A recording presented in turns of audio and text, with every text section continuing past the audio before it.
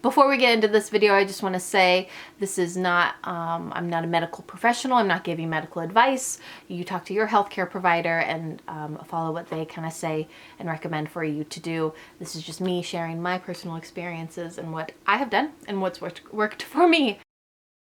Hi guys, today I'm filming with what will be my last pregnancy update. It's not like I've done a whole lot. I've done maybe 5 kind of throughout. Today I was gonna just do kind of a full pregnancy recap, kind of how I felt, what I've done, things that have stood out to me. If you can tell, I'm sitting just in a corner of our bedroom where we have all the baby things. We didn't do a full-on nursery for him. He'll just chill in our bedroom until we want to move him to his own room. So we've got a crib, which I contemplated not even getting a crib because he'll be in his bassinet for a good while. But we do have a bassinet that goes right by the bed. Just a dresser here that has clothes and everything else, and no changing table. I just bought a waterproof kind of changing mat that we can move around the whole house wherever we are. No like changing mat on top of the dresser. And then I got this rocking chair from my mom.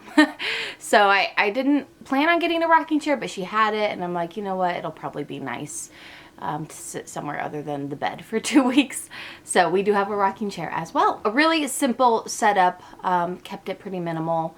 And if we need kind of more things, we'll continue to get what we need. Linked below will be our, what's that thing called?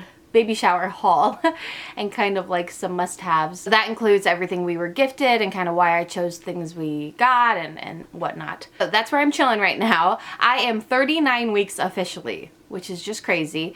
Baby could come right now, could come tonight, or in 2 weeks. We just, you know, obviously you don't know until that baby actually starts to come. It's been a waiting game. We've been once you turn 37, 38 weeks, you're kind of on baby alert, like he could come anytime.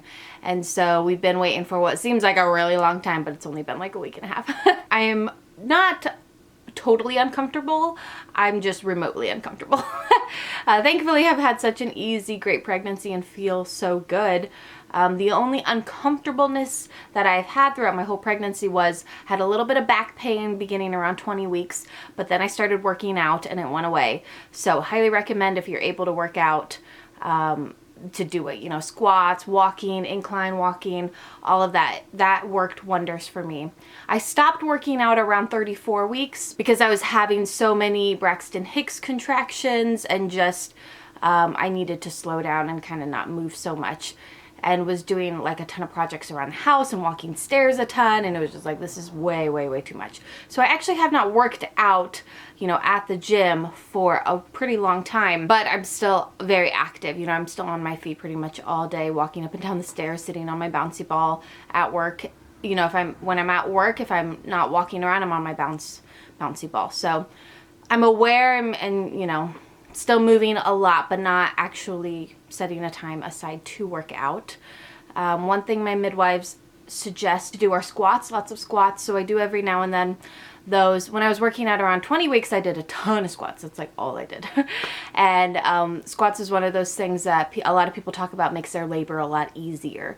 It helps get baby into a great position, helps your hips get into a good position, and obviously just works a lot of good muscles that support labor really well. So I've been doing more, trying to focus on it, but my body I still get a lot of contractions and kind of feel like, oh, I need to lay down and not move so much. I wanted to touch on like a few logistical things. I gained about 33 pounds and most of that was all in the beginning of my pregnancy. I haven't really gained much weight in the last like month.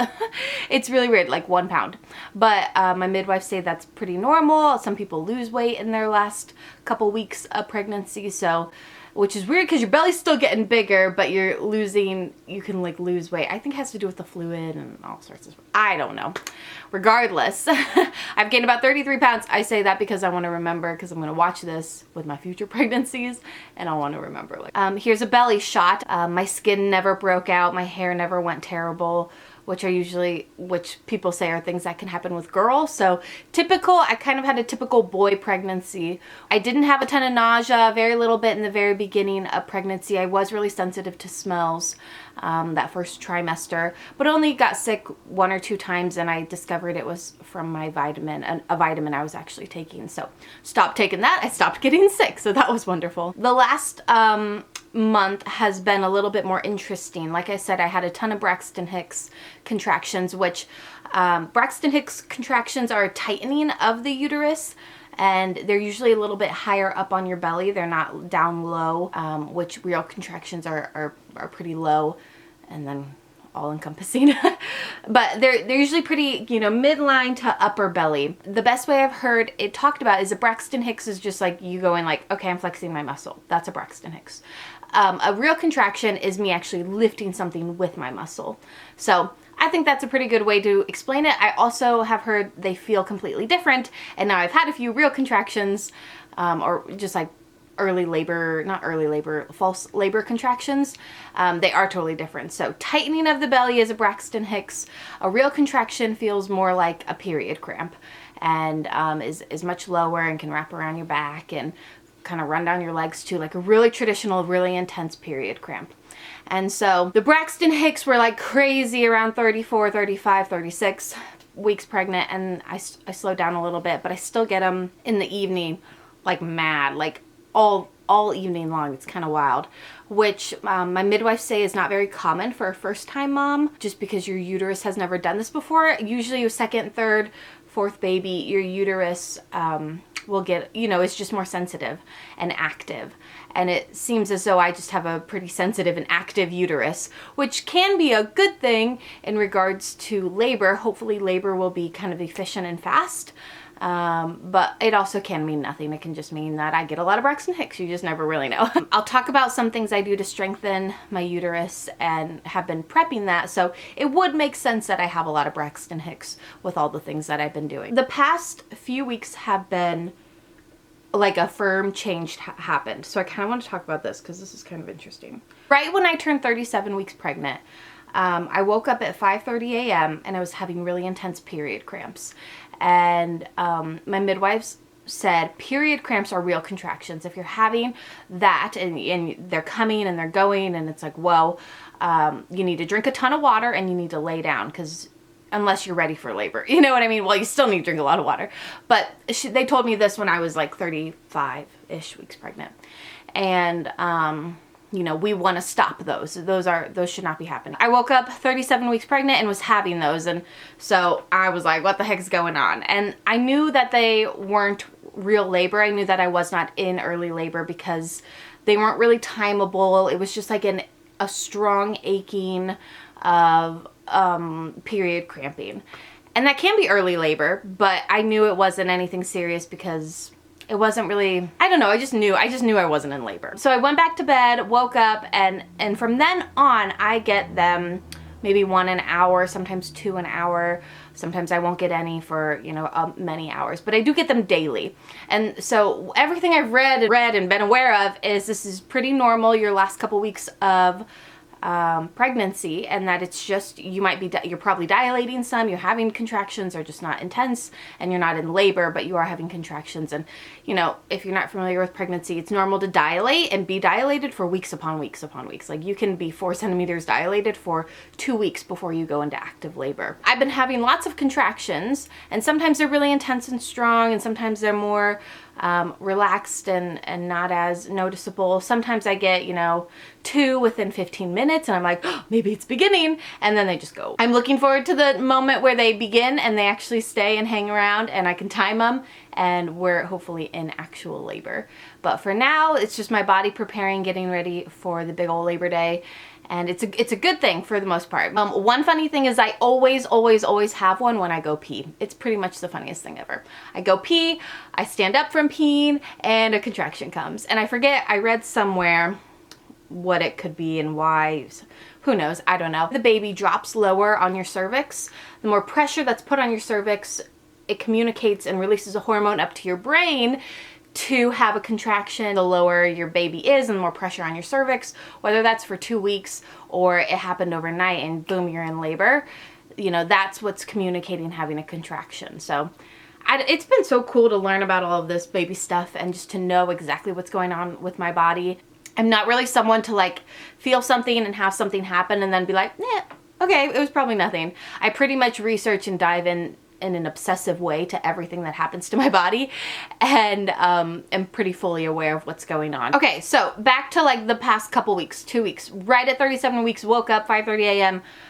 Cramping. Oh, fun fact, most women go into labor in the middle of the night because of your melatonin levels, and it communicates, chemicals communicate to your brain, like it's peaceful, it's dark, this is a time to have the baby. Like for some reason, it's an instinct we have in our minds to have the baby when it's kind of like quiet and dark rather than middle of the day. So weird funny fact, most women go into labor in the middle of the night.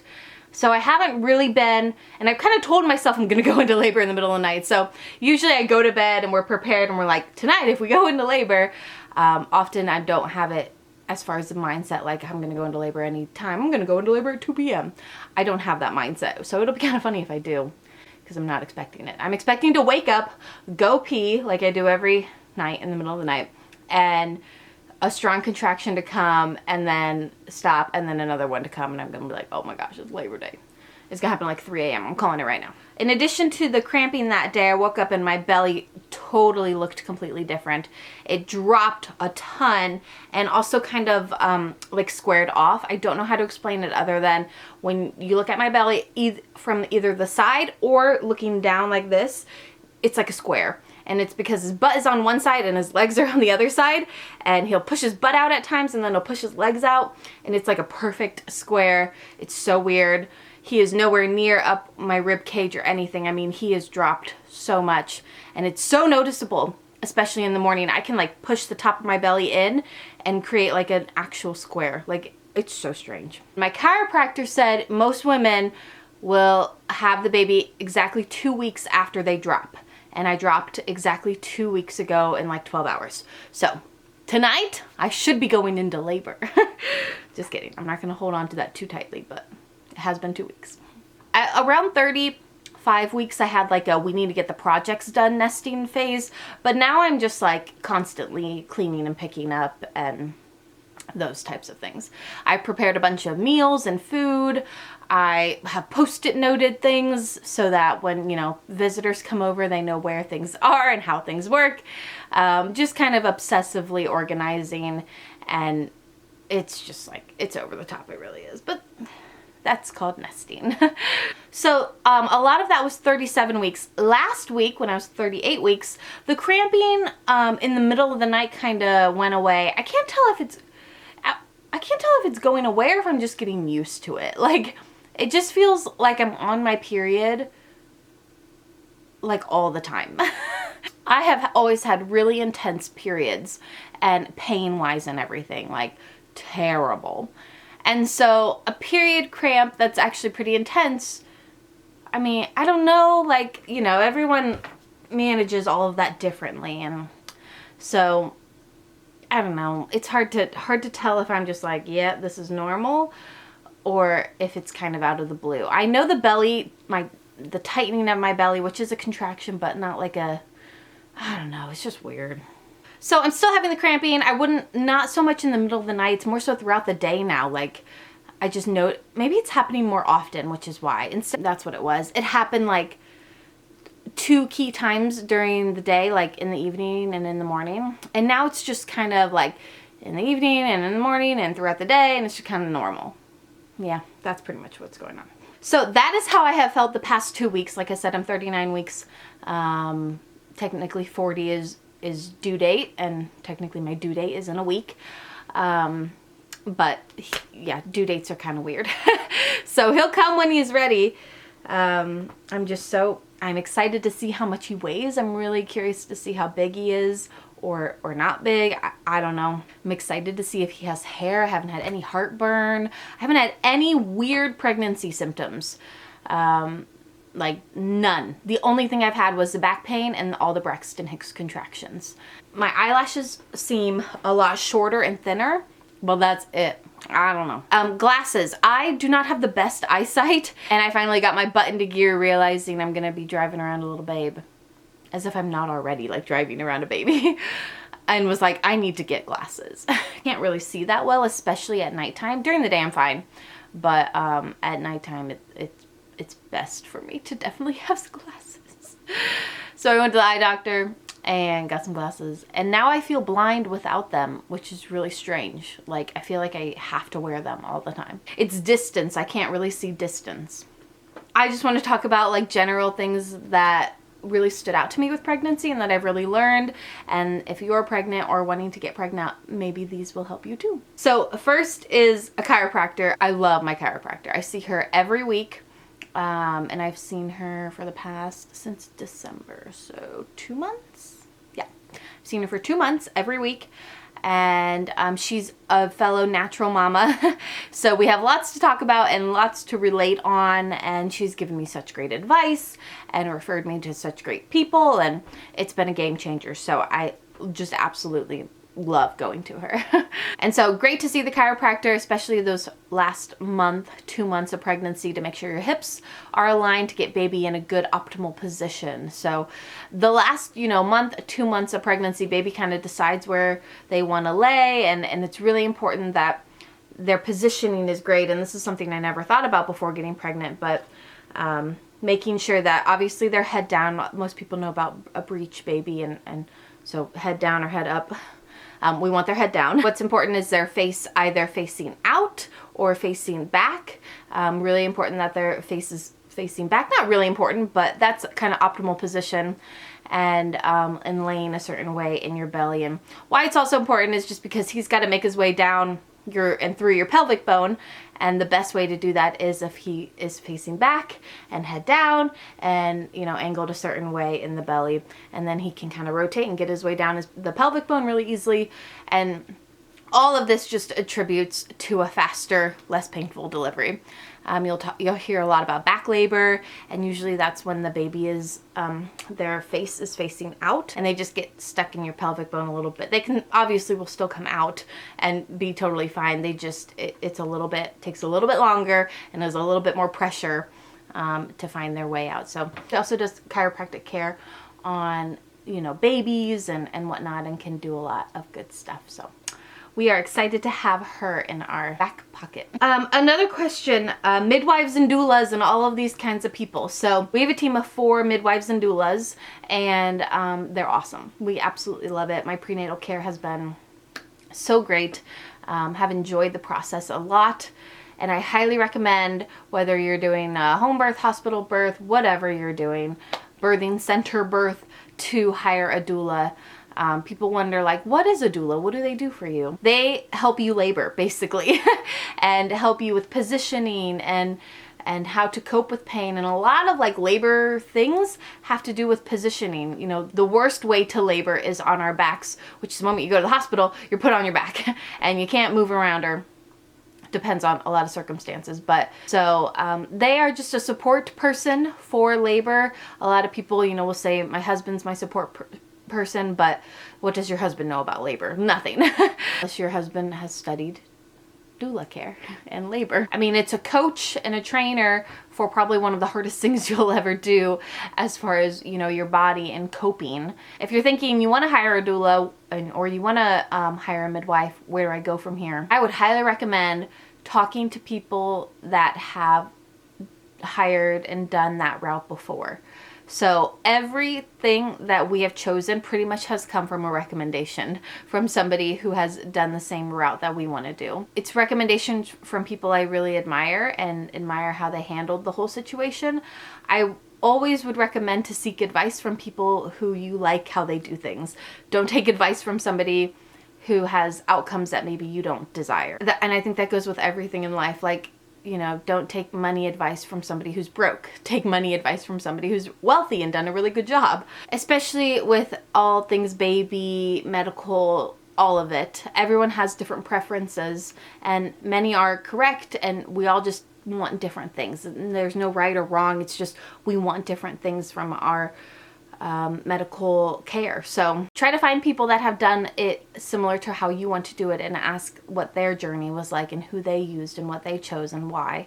That can be hard to find. I totally get it, but just start talking around and asking people and seeing what you can come across. So now, obviously, you can also Google midwife, doula in your area, and a lot will probably come up. So I recommend finding people because then you have somebody to talk to, and community is so important, especially with motherhood and parenting decisions and all of it. It can be overwhelming, and it's great to have friends that you can talk to, and especially friends that think similarly to you, or else you'll just feel alone and you'll feel confused and like a failure because you're a mom and we all feel like failures. Diet. I have followed a pretty, not like strict pregnancy diet, but aware pregnancy diet. I do a very high protein, high vegetable diet. Pretty much every day this is what I eat. For breakfast I eat 3 eggs. Usually sometimes I'll have like a piece of fruit or something if I'm still hungry and need something more than that. Sometimes I'll throw in some oatmeal, and I put a ton of chia seeds in my oatmeal as some healthy fats. And then for lunch I always have a really deep green leafy salad, whether it's spinach or mixed greens with a ton of vegetables, avocado, more healthy fats, and just clean salad dressing. So always have an eggs for breakfast, some kind of snack, and then a big salad for lunch. And then once I get home, I usually have some kind of snack. Sweet potatoes are one of my favorite things in the whole entire world. I'll just bake a sweet potato up. Sometimes I'll have Greek yogurt with granola. It just kind of depends on what I'm feeling. And then for dinner, we usually have, again, some kind of protein, bunch of veggies, and a good mixture of greens and everything. So usually rice. I try to work in some grains and whatnot, but it's pretty much the same every day. Eggs, salad, sweet potato, dinner, protein, veggies, all of that kind of stuff. I haven't craved much sweets at all during pregnancy. Spicy things, I can eat spicy things like nobody's business. I can eat a whole jalapeno and it's like, that was nothing. Yeah, salty, lots of salt. I just love salt. Good Himalayan salt. Lots of minerals there, very important for pregnancy as well. I did stop drinking coffee. It just doesn't sound good anymore. I drink a lot of kombucha. I haven't drank a ton of kombucha lately, but there for a good month I was having a kombucha a day. And was really enjoying that. I talked about exercise. Sleep. I've been sleeping pretty well. I do sleep with 5 pillows. I put 2 at the top of my head like this, and they kind of crisscross. And then I have one to the left of me, one to the right of me, and one in between my knees to keep my hips aligned. So it's a little bit ridiculous. I do have a pregnancy pillow, but I just don't. I enjoyed it in the beginning, kind of here and there, but lately I have not been loving it that much. So instead I just pile up the pillows, and it's hard to get comfortable, but once I'm asleep, I'm pretty much asleep. And then I'll usually wake up maybe once to use the bathroom, and then I'm able to go right back to sleep. So thankfully, have been sleeping pretty well. The one thing is I have like insomnia. I cannot fall asleep until midnight.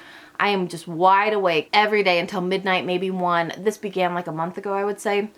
And I get a lot of sleep. I don't wake up until 7-ish, so I'm getting plenty of sleep. Some things that I've been doing specifically for labor prep, and all of these things have shown to make labor a lot quicker and easier. First one is drinking red raspberry leaf tea. I've been doing this for a good while, a month and a half. A cup a day, sometimes 2 cups a day. Lately, I've just been drinking it all day long because you can't really overdo it when it's time to have the baby. So this strengthens the uterus, and the uterus, if you guys didn't know, is a muscle. And it literally, every contraction, it's strengthening and going and pushing that baby down and out. And so you want it to be powerful and strong and nice and toned and ready to kind of rock and roll on Labor Day. And so red raspberry leaf tea, that's what that does. I drink it every day, a lot every day, and have been doing that for a long time. So another thing I do is I take this oil, I forget what it's called. I'll put a little photo right here though, or the word right here. Very similar to, I believe, primrose oil. but this is the one that was recommended for me to take. But what this does is it softens the cervix. Another thing really important to have a quick, speedy, kind of effective labor. So I've been taking those since 36 weeks, and then, you know, each week I kind of up my dosage a little bit. And yeah, so I've been taking those actually for a good while now. So my cervix should be nice and soft. Obviously, with all these things, talk to your healthcare provider. These are just things that I have done and I've been cleared to do, but always, always, always talk to your healthcare provider about what they're okay with you doing. This is not medical advice at all. This is just me telling my story. Lastly, I have been eating dates every day. If you're eating medjool date, the big dates, it's like 3 or 4 a day. If you're eating the little dates, it's like 6 a day. And this as well softens the cervix, strengthens the uterus, does all those good things, hopefully to have a faster, more efficient labor. Those 3 things, red raspberry leaf tea, the oil, and the dates, there's a lot of success behind them. So I've been doing them all pretty religiously. Fingers crossed.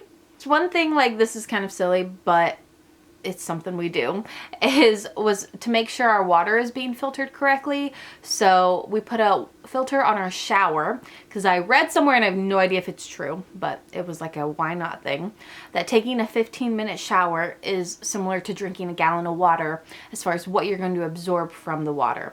So I read that, and I was like, yeah, we're getting a shower filter. And it was like $30, screw it right onto the shower, easy peasy, and filters out anything that might be weird in your water. Obviously, and also filter your drinking water. So highly recommend, if you're able to, filter your water to do it. It's such a big, it's a major thing, you know. We're drinking it all day long. We're consumed in it all day long. And there's a lot of potential toxins in that water. So water filters are important. You can get shower water filters on Amazon. That's where I got ours. And you change the filter every 6 months. Seriously, so easy. I talked about sitting positions and baby's position and how important that is. So, you know, sitting not reclined, because when you sit reclined, you have to think the baby's back is their heaviest part of their body. You know, as they're all curled up, their back is their heaviest part. And it kind of like a hammock. And if you're sitting, you know, reclined, that hammock, the baby's back wants to then go to your back, which would then make the baby face out, which is called sunny side up. And that's not optimal position for labor. So leaning forward, leaning, a lot of that is great. Again, think of your belly as a hammock, and you want his back to be right along your belly. Kind of, if you rub your belly, you're rubbing your baby's back, not rubbing his arms and his feet. Lots of important things as far as sitting in baby's position, and sitting in Indian style is really good. A lot of downward dog, like a lot of hip tilts and stuff. You can Google search, YouTube search baby positioning, how to sit, all of this stuff, and it kind of comes up. And I've been pretty aware of it this whole time, and baby is in a really good position. So thankfully, it has worked for us. And he's been head down ever since our 20-week scan. We did 2 ultrasounds. We did one at around 13 weeks, just actually at a local place to figure out the gender. And then I did do an anatomy scan at 20 weeks. I was torn between the anatomy scan, doing it or not, and decided we were gonna do it. Essential oils. I have a huge list of oils ready to go for labor. All right, so I'll quickly read through the oily list that I have prepared to go for Labor Day. Jasmine, it can help to like get labor going. If I'm having a bunch of contractions and they're just not really consistent, and it's like I'm 40 weeks, it's time to go, come on. I bought jasmine for that. I just put a drop on the inner parts of my ankles, and that's supposed to support labor kind of getting going. Clary sage after labor has really begun and it's obvious that I'm in labor. Again, inner ankles, and that can help speed up contractions and make them stronger. Surrender to breathe in between contractions, valor to breathe in between contractions. Both of those are just kind of like as a support, like you can do it. Stay focused. Lemon and peppermint, both kind of for nausea, breathing in during labor.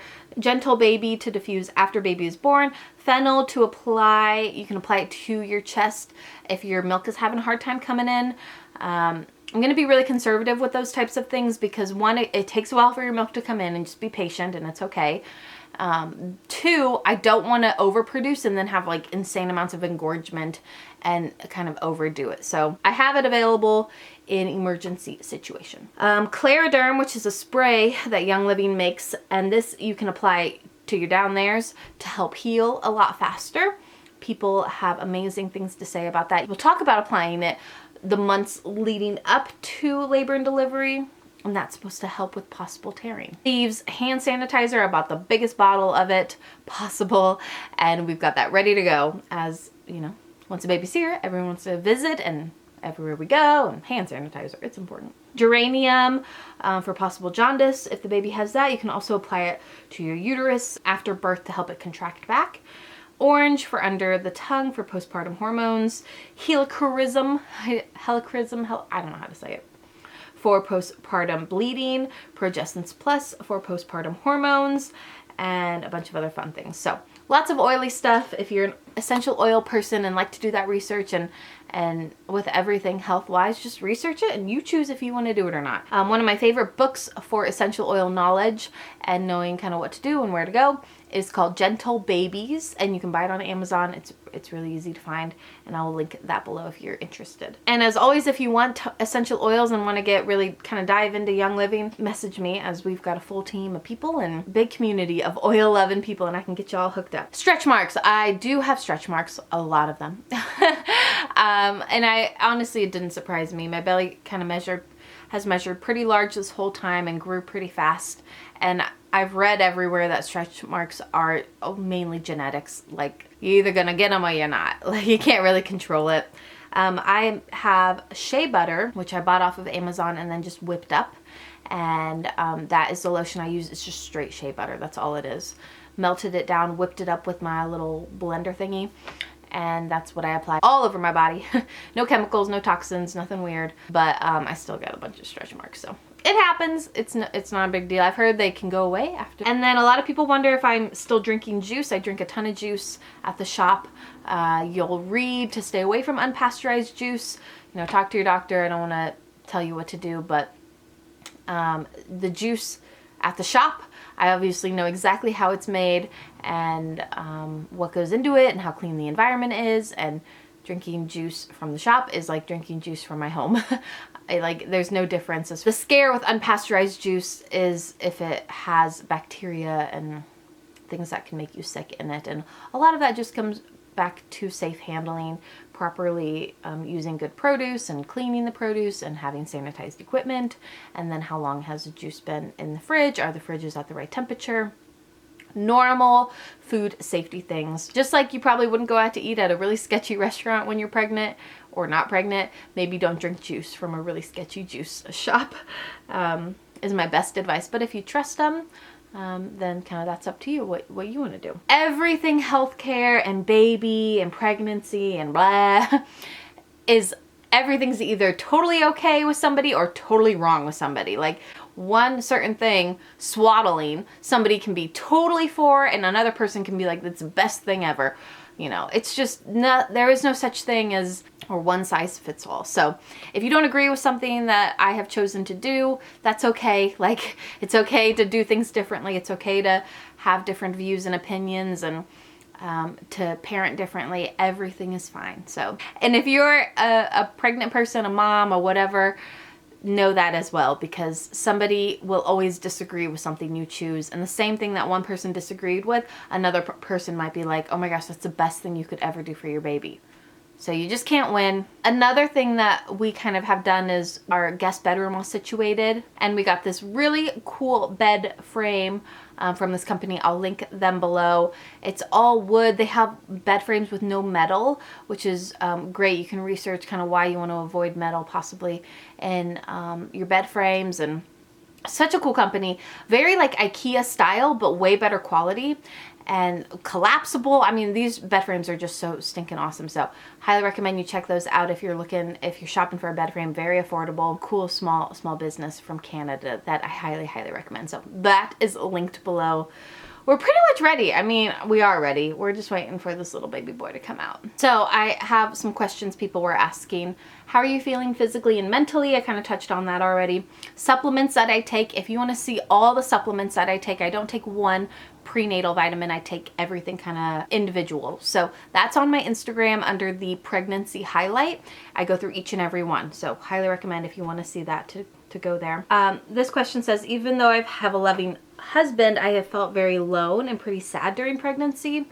Yo, I think your hormones get crazy during pregnancy, obviously. Like, I've noticed, you know, it comes and goes. And for the past couple weeks, I've just been very like, especially in the evenings, quiet and just kind of like, kind of angry but sad. And, you know, your hormones are just weird during pregnancy. So I remember reading somewhere that, you know, relationship-wise, pregnancy can really put a toll on your relationship, not for any reason other than your hormones are crazy and you just don't really know why you're feeling the way you're feeling.